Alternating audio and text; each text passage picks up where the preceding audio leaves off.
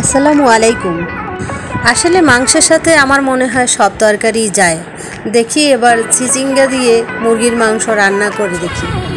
প্রথমে আমি 3টা চিচিঙ্গা নিলাম, সুন্দর করে পরিষ্কার করে। তারপরে এটাকে আমি আমার পছন্দ মতো কেটে নিলাম।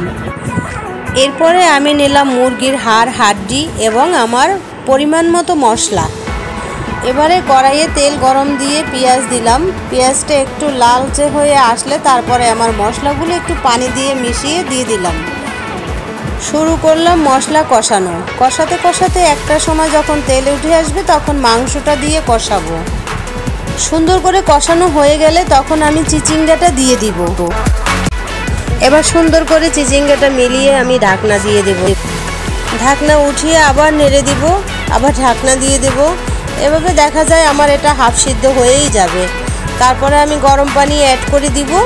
অ্যাড করে কিছুক্ষণ পরে সিদ্ধ হয়ে গেলে লবণ সব কিছু চেখে দেখে তুলে ফেলবো। আপনারা সবাই রান্না করে দেখবেন এবং কমেন্টসে জানাবেন কার কেমন লাগে। আল্লাহ হাফেজ।